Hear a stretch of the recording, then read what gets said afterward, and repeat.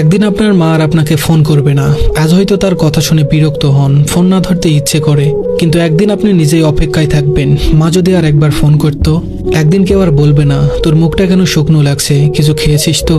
যে মানুষটি নিজের সবকিছু বিসর্জন দিয়ে আপনার মঙ্গল চেয়েছে, নিঃস্বার্থভাবে ভালোবেসেছে, সে আর থাকবে না। আপনি চাইলেও আর সেই ভালোবাসার ছাই ফিরে যেতে পারবেন না। একদিন আপনার ভুলগুলোর জন্য কেউ আর শাসন করবে না। আজ হয়তো রাগ লাগে, বিরক্ত হন, কিন্তু সেই শাসনই একদিন অভাব হয়ে বুকে চেপে বসবে। একদিন যে ঘরে ঢুকলেই মা আপনার পছন্দের খাবার নিয়ে হাসি মুখে অপেক্ষা করতেন, সেই ঘরটি শুষণ পড়ে থাকবে। সেখানে খাবার থাকবে, রান্নার গন্ধ থাকবে, কিন্তু যে ভালোবাসা সবকিছুকে প্রাণ দিত, সেটি আর থাকবে না। একদিন আপনাকে দরজার কাছে দাঁড়িয়ে বিদায় জানিয়ে কেউ আর চেয়ে থাকবে না। আপনার পায়ের আওয়াজ মিলিয়ে যাওয়া পর্যন্ত অপেক্ষা করবে না। একদিন তার কণ্ঠস্বর চিরতরে থেমে যাবে।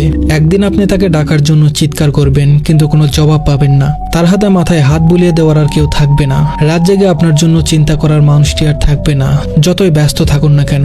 একদিন আপনি সব কাজ ফেলে শুধুই তার স্পর্শের অভাব অনুভব করবেন। তখন কোনো কিছু দিয়েই সেই শূন্যতা পূরণ করা সম্ভব হবে না।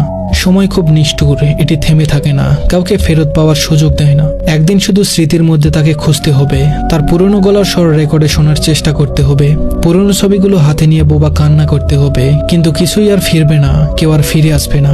আপনি কেবল অনুভব করবেন আপনার ভিতরে এক বিশাল শূন্যতা, যা কখনোই আর পূরণ হবে না। ধন্যবাদ সবাইকে।